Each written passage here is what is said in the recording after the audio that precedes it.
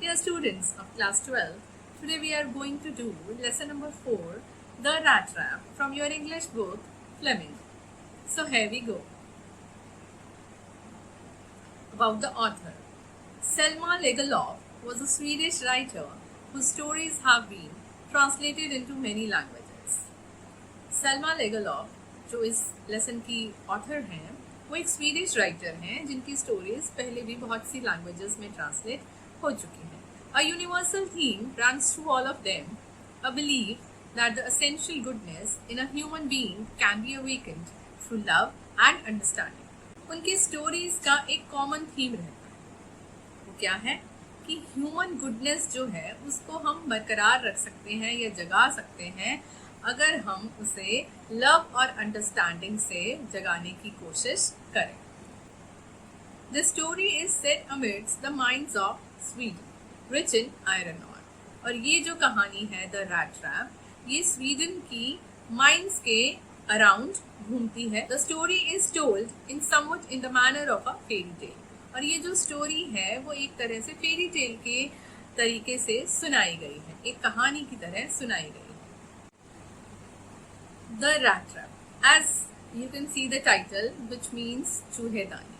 और ये जो कहानी है ये एक रैट ट्रैप सेलर के बारे में है, जिसमें बताया गया है कि किस तरह से जो एक रैट ट्रैप सेलर है उसकी लाइफ कितनी मिजरेबल होती है, वो कितनी पॉवर्टी में रहता है और उसके कारण उसे भीख भी मांगनी पड़ती है, छोटी मोटी चोरियां भी करनी पड़ती है. और फिर एक दिन उसे ख्याल आता है कि शायद ये पूरी दुनिया ही एक रैट ट्रैप है और हम सब लोग इस रैट ट्रैप रूपी दुनिया में फंस चुके हैं, फंस जाते हैं. और अलग अलग तरह के लालच हैं, बेट्स हैं जो हमें इस दुनिया के जाल में फंसा देती हैं और हमारी जो लाइफ है वो बड़ी मिजरेबल हो जाती है. सो ये एक मैसेज इस स्टोरी से हमें सेल्मा लेगरलॉफ देना चाहती हैं कि हम सभी लोग इस दुनिया के जाल में और अपनी डिज़ायर्स को पूरा करने के चक्कर में हम लोग इस रैट ट्रैप रूपी दुनिया में हम लोग फंस जाते हैं और किस तरह से हम इसमें से बाहर निकल सकते हैं. So let's see the story. Once upon a time there was a man who went around selling small rat traps of wire. एक बार की बात है, एक व्यक्ति था जो वायर से बनी हुई रैट ट्रैप बेचा करता था. He made them himself at odd moments. और वो रैट ट्रैप्स खुद ही ऑड मोमेंट्स यानी अपने खाली समय में बनाया करता था. From the material he got by begging in the stores और एट बिग फार्म्स. और वो जो रैट ट्रैप्स बनाने वाला मटीरियल था वो भी वो खरीद नहीं पाता था क्योंकि उसके पास इतने पैसे नहीं थे. वो भी वो कहीं बड़े बड़े फार्म से या स्टोर से, दुकानों से भीख मांग कर लेकर आता था. But even so the business was not specially profitable. So he had to resort to both begging and petty thievery to keep body and soul together. लेकिन जो उसका ये रैट ट्रैप्स बनाने का जो बिजनेस था, काम था, वो इतना प्रॉफिटेबल नहीं था, उससे उसको कोई फायदा नहीं होता था. तो उसको बेगिंग मीन्स भीख मांगने और छोटी मोटी चोरियां करने के लिए उसको विवश होना पड़ता था. रिजॉर्ट टू यानी टर्न टू, विवश होना पड़ता था ताकि वो अपनी जिंदगी को चला सके. Even so his clothes were in rags, his cheeks were sunken, and hunger gleamed in his eyes. और इसके बावजूद भी उसके जो कपड़े थे वो बिल्कुल फटे पुराने थे, रैग्स थे. उसके जो चीक्स थे वो इतना वीक था कि जो उसके चीक्स थे, उसके गाल थे, वो बिल्कुल अंदर तक धंस चुके थे. And hunger gleamed in his eyes. और जो भूख थी हर वक्त उसकी आंखों में चमकती रहती. No one can imagine how sad and monotonous life can appear to such a vagabond.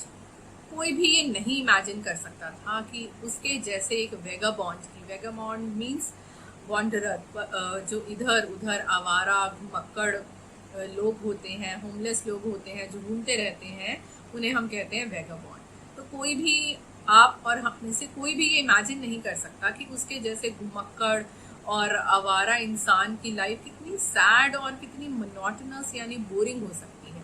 Who plods along the road, जो हर रोज हर दिन सड़क पर, क्योंकि वो रैट ट्रैप्स बेचता था तो वो सड़क पर ऐसे अपने पाँव घिसट घिसट कर चलता था. प्लॉड्स मीन्स वॉक्स हेवीली, बहुत मुश्किल से वो चला करता था. Who plods along the road left to his own meditations. और वो सारा दिन सड़क पर ऐसे अपने पाँव घिसट घिसट कर चलता रहता था. प्लॉड्स मीन्स थके कदमों से चलना, walks heavily. Left to his own meditations. Meditations means ख्याल, अपने ही ख्यालों में खोया रहता था. But one day this man had fallen into a line of thought which really seemed to him entertaining. अब जब वो अकेला ही घूमता रहता था, अपने ही ख्यालों में खोया रहता था, तो ऐसे सोचते सोचते उसके दिमाग में एक आइडिया आता है. और वो आइडिया जो होता है, वो थॉट जो होता है, उसको बड़ा ही एंटरटेनिंग लगता है और उसके बारे में वो कंटिन्यूसली सोचने लगता है. क्या आइडिया आता है उसके माइंड में? He had naturally been thinking of his rat traps when suddenly he was struck by the idea that the whole world about him, the whole world with its lands and seas, its cities and villages, was nothing but a big rat trap. वो naturally अपनी rat traps के बारे में सोच रहा था कि मुझे रैट ट्रैप्स मेरी कितनी बिक गई हैं, कितनी मुझे और बनानी है, व्हाटएवर. क्योंकि उसका वही काम था, तो वो अपनी रैट ट्रैप्स के बारे में सोच रहा था. जब अचानक उसके माइंड में ये ख्याल आता है कि दुनिया, और ये दुनिया भी तो पूरी की पूरी एक रैट ट्रैप की तरह ही तो है. इस दुनिया में जो ये ज़मीन है, लैंड्स हैं, समुद्र हैं, सिटीज़ हैं, विलेजेस हैं, ये सब क्या है? ये रैट ट्रैप्स हैं. ये एक छोटे छोटे रैट ट्रैप्स की तरह ही तो है. It had never existed for any other purpose than to set bets for people. और शायद ये जो सारी जगहें हैं, ये और किसी पर्पस से नहीं बनाई गई, ये इसी पर्पस से बनाई गई हैं, और ताकि लोगों के लिए वो जो ये जगहें हैं, चीज़ें हैं, ये बेट्स का काम कर पाएँ. बेट्स मीन्स अट्रैक्शन, इंसेंटिव, चारे की तरह ये जो जगहें हैं, चीज़ें हैं, ये काम कर रही हैं. It offered riches and joys. ये सारी जो जगहें हैं, ये रैट ट्रैप है. और ये ऑफर क्या कर रही हैं? चारा क्या दे रही हैं? बेट्स क्या हैं? Riches and joys. हम पैसा कमाने के लिए भाग रहे हैं, हम खुशियाँ पाने के लिए भाग रहे हैं. Shelter and food. हम घर खरीदने के लिए भाग रहे हैं, खाना कमाने के लिए, रोटी कमाने के लिए. Heat and clothing. खुद को गर्म रखने के लिए और ठंड से बचाने के लिए, यहाँ पर कपड़ों के लिए हम भाग रहे हैं. Exactly as the rat trap offered cheese and pork. जैसे कि रैट ट्रैप में हम चूहे को फंसाने के लिए हम अक्सर उसमें पनीर का टुकड़ा, रोटी का टुकड़ा या पॉर्क होता है सुअर का मांस. यानी कोई भी हम इस तरह से मांस का टुकड़ा या फिर हम पनीर का टुकड़ा, रोटी का टुकड़ा हम लगा देते हैं उस चूहेदानी में, ताकि चूहा आकर उसमें फंस जाए. और इसी तरह से ये जो सारी दुनिया है, ये एक रैट ट्रैप है. और यहाँ पर ये जो रोटी, कपड़ा, मकान, सारी लग्जरीज, ये सब चीज़ें जो हैं, ये क्या हैं? बेट्स हैं, चारा हैं. और हम इन्हीं को खाने के चक्कर में इस दुनिया के रैट ट्रैप में फंस जाते हैं. And as soon as anyone let himself be tempted to touch the bait. और जैसे ही हम इतना टेम्प्टेड हो जाते हैं, हम कोशिश करते हैं, प्रयत्न करते हैं कि हम जाकर इन चीज़ों को छू लें. जैसे चूहा अंदर जाकर उस चीज़ के टुकड़े को छूने की कोशिश करता है और उस रैट ट्रैप में वो फंस जाता है. इसीलिए जैसे ही हम इन सारी चीज़ों को पाने की कोशिश करते हैं और हम इस रैट ट्रैप में फंस जाते हैं और हम घूमते ही रह जाते हैं और गुम हो जाते हैं, कैद हो जाते हैं हम उस रैट ट्रैप में. It closed it on him. और वो जो रैट ट्रैप है, वो एकदम से बंद हो जाती है. And then everything came to an end. और इन सारी चीज़ों को पाने के चक्कर में हम उस रैट ट्रैप में घुसते हैं और ये सब कुछ बंद हो जाता है और कभी हम उस रैट ट्रैप से बाहर निकल ही नहीं पाते, फंस जाते हैं. The world had of course never been very kind to him, so it gave him unwanted joy to think ill of it in this way. अब जैसा कि वो बहुत ही गरीबी में अपनी ज़िंदगी गुजार रहा था, तो जब उसको ये थॉट आता है कि ये दुनिया एक रैट ट्रैप है, मीन्स बुरी है और हम सब लोग इसमें फंस रहे हैं, तो ये जो थॉट है ना, उसको एक अनवांटेड जॉय देता है. अनवांटेड मीन्स अनयूजुअल, असामान्य सी उसको खुशी होने लगी ये सोचकर कि ये दुनिया एक रैट ट्रैप है और दुनिया के बारे में ऐसा बुरा सोचकर उसको बहुत अच्छा लग रहा था. It became a cherished pastime of his during many dreary plotting. और ये जो थॉट था ना, अब उसका चेरिश्ड पास टाइम बन गया था. चेरिश्ड मीन्स उसको बड़ा ही प्यारा लगता था इस बारे में सोचना. Pastime is kind of a hobby. तो अब उसकी हॉबी, उसकी आदत ही बन गई थी कि जब भी वो प्लॉटिंग करता था, यानी कि सड़क पर घिसट घिसट कर चल रहा होता था सुस्त से तरीके से, तो हमेशा उसके माइंड में यही थॉट आता रहता था कि ये दुनिया एक रैट ट्रैप है. To think of people he knew who had let themselves be caught in dangerous snare. और वो ऐसे ही लोगों के बारे में सोचता रहता था जिनको वो जानता था कि अरे देखो ये भी पैसा कमाने के चक्कर में इस रैट ट्रैप में फंस गया है. स्नेयर मीन्स ट्रैप, जाल, कि किस तरह से इस खतरनाक जाल में ये सारे लोग जो हैं वो फंसते चले जा रहे हैं पैसा कमाने के चक्कर में, रोटी कमाने के चक्कर में, कपड़ों के चक्कर में, घर कमाने के चक्कर में. तो इस तरह से सारे लोग जो हैं वो अपनी डिजायर्स को पूरा करने के चक्कर में इस रैट ट्रैप में फंसते जा रहे हैं. End of others who were still circling around the beach, जिन्हें वो जानता था उनके बारे में भी ऐसा ही सोचता रहता था, और उसे ऐसा लगता था कि और जो बाकी सारे लोग भी हैं उस बेट का चक्कर लगा रहे हैं, उस चारे को टच करने के लिए चक्कर लगा रहे हैं जिनकी अभी तक वो डिजायर्स पूरी नहीं हुई. One dark evening, as he was trudging along the road, he caught sight of a little grey cottage by the roadside. ऐसी ही एक डार्क इवनिंग, अंधेरी शाम को वो ट्रजिंग along the road means walk slowly, धीरे धीरे सड़क पर चल रहा था, तो उसको एक छोटा सा ग्रे कलर का कॉटेज, एक छोटी सी ग्रे कलर की झोपड़ी उसको रोड साइड यानी सड़क के किनारे दिखाई दी. And he knocked on the door to ask shelter for the night. और जैसे कि वो एक वॉन्डरर था, वो एक पेडलर था, तो वो इधर से उधर घूमता रहता था, उसका कोई ठिकाना नहीं था, कहीं पर भी वो रात गुजार लिया करता था. तो वो उस छोटी सी झोपड़ी के दरवाजे को खटखटाता है ताकि वो वहां पर रात गुजार सके. Nor was he refused. अब जब उसने वो दरवाजा खटखटाया तो ना सिर्फ उसको सिर्फ रिफ्यूजल मिला, मतलब कि उसको जो दरवाजा खोलने वाला व्यक्ति था उसने उसको रिफ्यूज नहीं किया, मना नहीं किया. इंस्टेड ऑफ द सोर faces which ordinarily met him, the owner, who was an old man without wife or child, was happy to get someone to talk to in his loneliness. अब जो व्यक्ति था वो एक बूढ़ा व्यक्ति था, उस कॉटेज में रहने वाला जो व्यक्ति था वो एक बूढ़ा व्यक्ति था, और उसकी ना ही उसकी वाइफ थी ना ही उसका कोई बच्चा था. तो सोर फेसेस विच ऑर्डिनरीली मीन्स जो हमारा ये रैट ट्रैप सेलर है, जब भी ये कहीं पर भी शरण लेने के लिए या कोई चीज़ मांगने के लिए किसी के पास जाता था तो हर कोई इसको अवॉइड करता था, मतलब अप्रिय सा, अनफ्रेंडली सा बिहेवियर इसे ज़्यादातर मिलता था.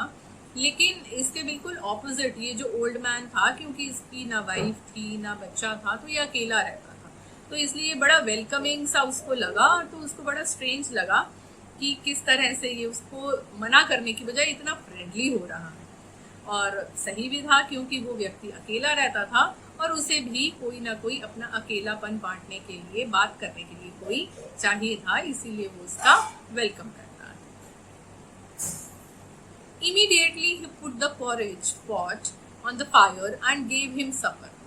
और इतना ही नहीं, उसने उसको सिर्फ वेलकम ही नहीं किया, अपनी झोपड़ी में रहने के लिए परमिशन ही नहीं दी, उसने उसके आते ही फटाफट से आग जलाई और उसके ऊपर एक पॉट रखा और उसमें पॉरेज बनने के लिए रख दिया. पॉरेज मीन्स एक दलिया, एक तरह से ऑट से बना हुआ जो मील है जिसे हम दलिया भी कहते हैं, तो वो सपर के लिए रख देता है. सपर होता है the last meal of the day, जिसे हम डिनर भी कहते हैं. Dinner is often a formal dinner. जैसे हम कहीं पर इनवाइटेड होते हैं, कहीं बाहर जाकर जब हम रात को खाना खाते हैं तो उसे जनरली हम डिनर कहते हैं, और घर पे अगर आप नॉर्मली खाना खा रहे हो तो वो सपर कहलाता है. ये थोड़ा ओल्ड फैशन्ड वर्ड है सपर.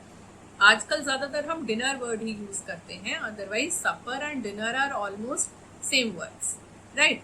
लेकिन सपर जो है वो एक तरह का इनफॉर्मल डिनर है जो आप घर पे यूजुअली करते हो, और डिनर को हम एक फॉर्मल डिनर कह सकते हैं अगर हम इसके डिफरेंस की बात करें. अदरवाइज ये एक ओल्ड फैशन वर्ड है जो अब यूज़ नहीं होता. तो वो रात के खाने के लिए उस स्ट्रेंजर के लिए वो जो ओल्ड मैन है वो पॉरेज बनाना शुरू कर देता है. Then he carved off such a big slice from his tobacco roll that it was enough both for the stranger's pipe and his own. अब वो उसके लिए, स्ट्रेंजर के लिए टबैको रोल, तंबाकू का रोल में से एक स्लाइस निकालता है जो कि उस ओल्ड मैन के लिए और उस स्ट्रेंजर के लिए, हमारे रैट ट्रैप सेलर के लिए एनफ थी कि वो दोनों सिगरेट पी सके।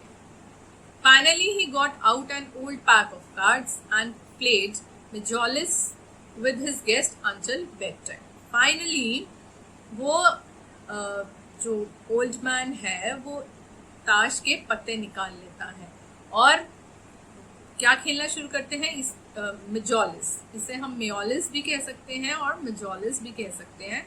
So this is a name of a game, right. ये ताश के पत्तों का एक खेल है मेजोलिस। और वो ओल्ड मैन इतना खुश हो जाता है उसके आने पर कि सबसे पहले तो उसके लिए खाना बनाना शुरू कर देता है और फिर उसके लिए टोबैको रोल भी निकालता है और फाइनली टाइम पास करने के लिए ताश के पत्ते भी निकाल लेता है ताकि वो दोनों मिलकर मेजोलिस गेम खेल सके। और वो तब तक खेलते रहते हैं जब तक कि बेड टाइम ना हो जाए, सोने का टाइम ना हो जाए। The old man was just as generous with his confidences as with his porridge and tobacco. अब इतना ही नहीं, वो ओल्ड मैन तो मानो ऐसे किसी का इंतजार ही कर रहा था कि कोई आए और वो उसके साथ बैठकर खाना भी खाए, खेले भी और उससे अपनी बातें शेयर करे।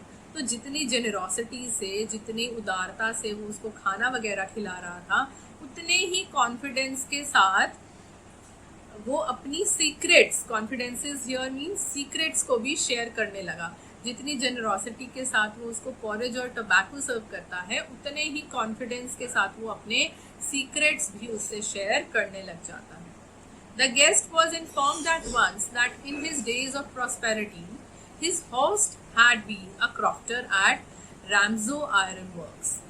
और गेस्ट, यहाँ पर द गेस्ट कौन है?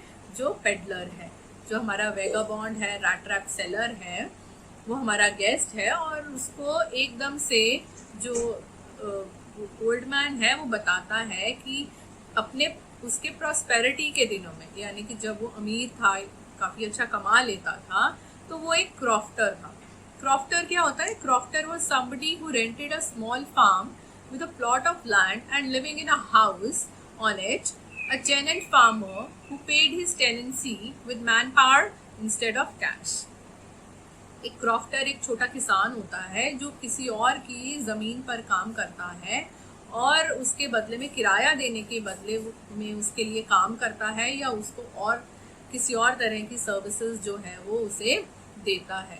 तो जो हमारा ओल्ड मैन है वो पुराने दिनों में एक क्रॉफ्टर हुआ करता था, एक किसान हुआ करता था। कहाँ पर? रैम्सो आयरन वर्क्स। रैम्सो एक स्वीडन विलेज है, स्वीडन में ही एक विलेज है और वहीं पर एक आयरन वर्क्स यानी कि एक आयरन की मिल थी। तो रैम्सो आयरन वर्क्स एक लोहे की मिल का नाम है। तो वो जो हमारा क्रॉफ्टर है वो उसी मिल की ज़मीन पर थोड़ी बहुत खेती वगैरह किया करता था and had worked on the land. Now that he was no longer able to do day labor, it was his cow which supported him. अब वो ज़्यादा लेबर वर्क वहाँ पर नहीं कर सकता था क्योंकि वो बूढ़ा हो गया था। तो अब वो क्या काम कर रहा था? उसने एक गाय पाल रखी थी और उसी से वो अपना गुजारा कर रहा था। Yes, that bossy was extraordinary. She could give milk for the creamery every day, and last month he had received all of 30 kroner in payment. और तो वो कहता है कि उस गाय से वो क्या कर सकता था? She give milk for the creamery every day, कि वो इतना दूध दे देती थी वो गाय कि क्रीमरी क्या होती है? A factory that produces cheese and cream. Creamery एक ऐसी जगह होती है जहाँ पर दूध से पनीर और क्रीम वगैरह बनाई जाती है। तो वो उस गाय से दूध लेकर और निकाल कर और क्रीमरी में हर रोज़ भेजा करता था।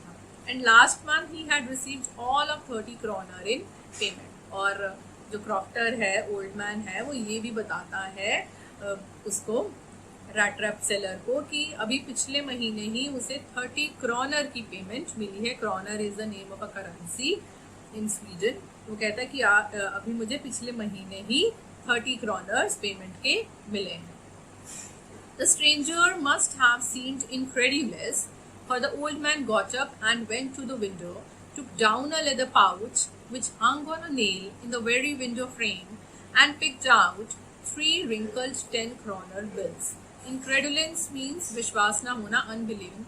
अब क्रॉफ्टर को लगता है, ओल्ड मैन को लगता है कि शायद इस व्यक्ति ने, स्ट्रेंजर ने मेरा विश्वास नहीं किया है। तो इस पर वो जो ओल्ड मैन है वो खड़ा होता है, विंडो के पास जाता है और वहां पर एक लेदर पाउच हैंग हुआ होता है, टंगा हुआ होता है। वो उसे नेल से, मतलब कि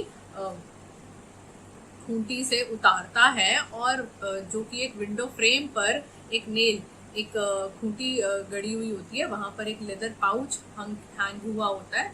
वहां से वो एक पाउच उतारता है और उसके अंदर से 3 क्रोनर के जो नोट्स हैं, 3 10-10 के जो नोट होते हैं, रिंकल्ड होते हैं, मतलब कि क्रश्ड हुए हुए होते हैं, उनको वो निकालता है और स्ट्रेंजर को दिखाता है। These he held up before the eyes of his guest, nodding knowingly and then stuffed them back into the pouch. और वो नोट उसको, गेस्ट को दिखाता है, उसकी आंखों के सामने ऐसे सिर हिलाता है और कहता है कि देखो मेरे पास पैसे हैं, और वापस उस पाउच में वो स्टफ कर देता है, यानी कि भर देता है। The next day both men got up in good season. Good season means early enough, काफी जल्दी उठ जाते हैं। अगले दिन वो दोनों ही व्यक्ति जल्दी उठ जाते हैं। The crofter was in a hurry to milk his cow. अब जो क्रॉफ्टर है वो बड़ी जल्दी में है क्योंकि उसने गाय का दूध निकालना है। And the other man probably thought he should not stay in bed when the head of the house had gotten up.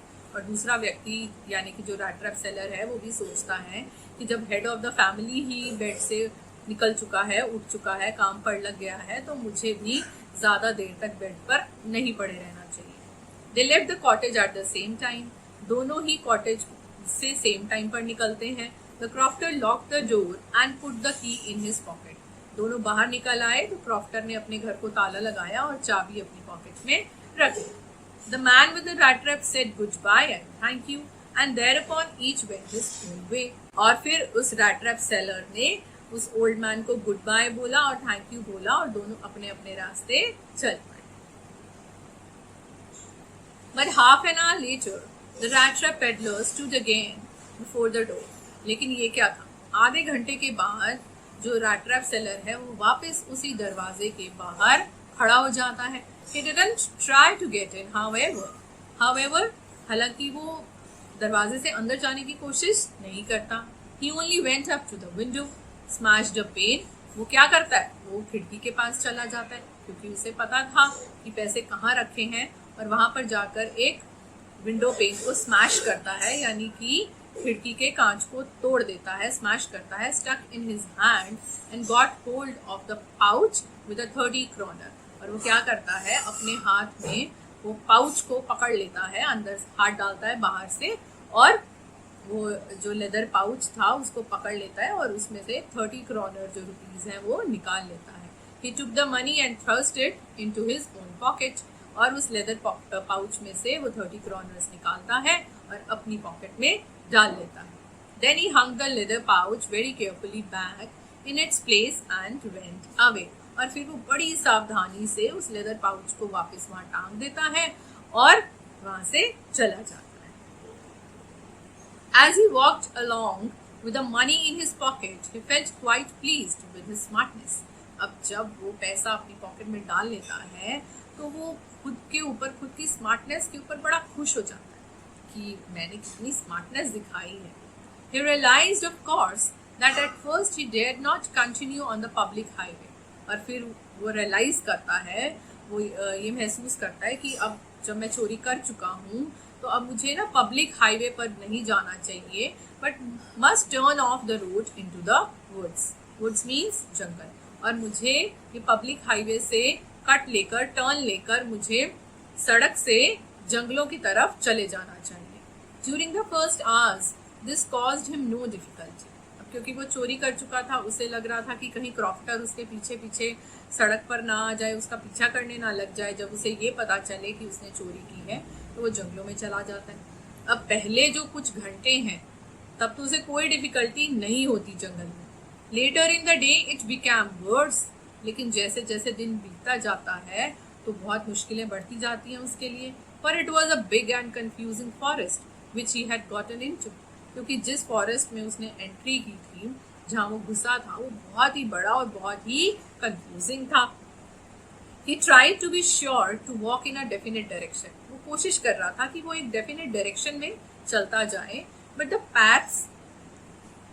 Paths twisted back and fourth so strangely. लेकिन वो जो उसके रास्ते थे वो बार बार आगे पीछे बड़े ही अजीब तरीके से, वो जहाँ से चलना शुरू करता था वो वापस वहीं पहुंच जाता था। तो वो बहुत ही कंफ्यूज हो रहा था। He walked and walked without coming to the end of the wood. वो चलता ही जा रहा था, लेकिन उस जंगल का कोई अंत ही नहीं हो रहा था। And finally he realized that he had only been walking around in the same part of the forest. और फाइनली वो ये रियलाइज करता है कि वो फॉरेस्ट के एक सेम पार्ट में ही घूमता जा रहा है। All at once he recalled his thoughts about the world and the rat trap. और अचानक उसको फिर उसके वही थॉट्स याद आ जाते हैं कि ये दुनिया एक रैट ट्रैप है, और इसी तरह से वो भी उस जंगल जैसे रैट ट्रैप में फंस गया है, घूमता जा रहा है। Now his own turn had come. अभी तक वो लोगों के बारे में सोच रहा था, उनका मजाक उड़ाया करता था खुद ही सोच कर कि ये सारे जो लोग हैं ये तो रैट ट्रैप में फंसे हुए हैं और घूमते रहते हैं, और अब उसकी खुद की बारी भी आ गई थी। He had let himself be fooled by a bait and had been caught. उसने भी खुद को उस चारे के चक्कर में अपना बेवकूफ बना लिया था, और आज वो भी एक रैट ट्रैप में फंस चुका था। The whole forest, with its trunks and branches, its thickets and fallen logs, closed in upon him like an impenetrable prison from which he could never escape.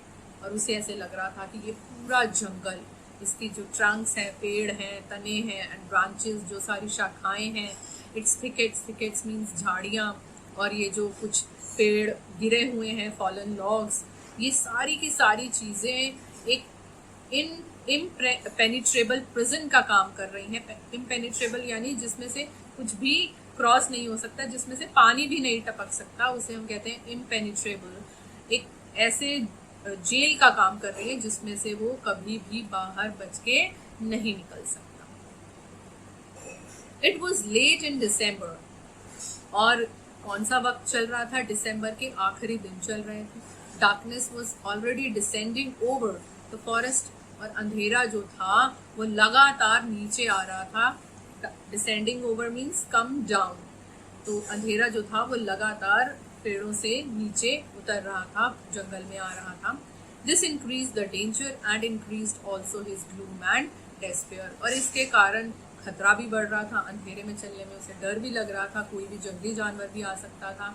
और उसका जो ग्लूम एंड डेस्पेयर यानी sadness and hopelessness, वो उदास भी हो रहा था और बहुत ही ज़्यादा निराश भी हो रहा था।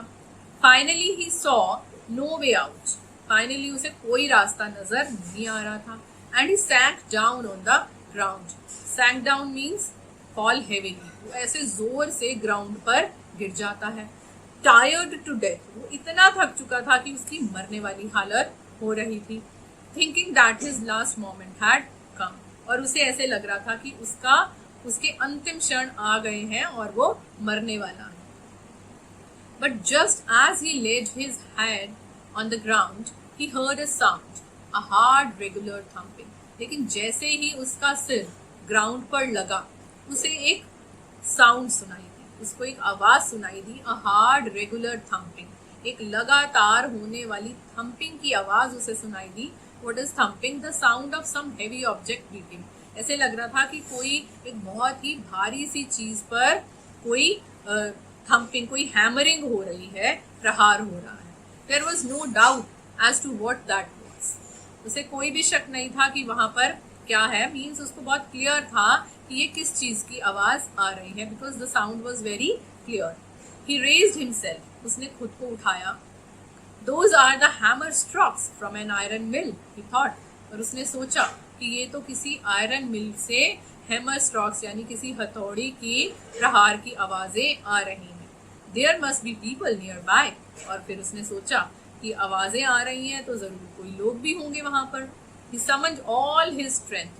Summoned का मतलब वैसे तो होता है बुलाना, बुलवाना, लेकिन यहाँ पर summoned का मतलब क्या है? Gathered. उसने अपनी सारी स्ट्रेंथ, अपनी सारी एनर्जी, सारी पावर को इकट्ठा किया।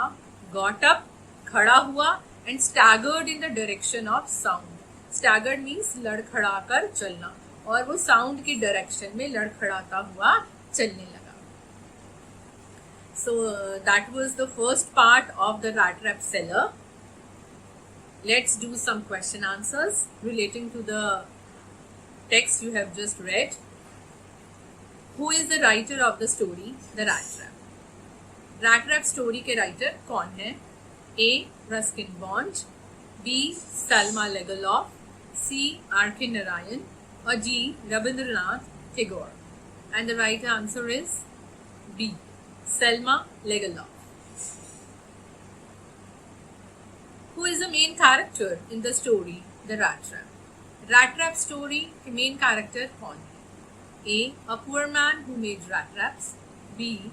A rich man, C. A doctor, D. A teacher. And the answer is A. A poor man who made rat traps. एक गरीब व्यक्ति जो rat traps बनाया करता था. Next question. The poor man in the story could not make enough money by selling rat traps. इस story में जो poor man है वो rat traps बेचकर ज़्यादा पैसे नहीं कमा पाता था. What else did he do in order to make both ends meet? और इसीलिए अपना जीवन जीने के लिए वो और क्या करता था? A. Worked as a laborer, B. Did part-time work as a teacher, C.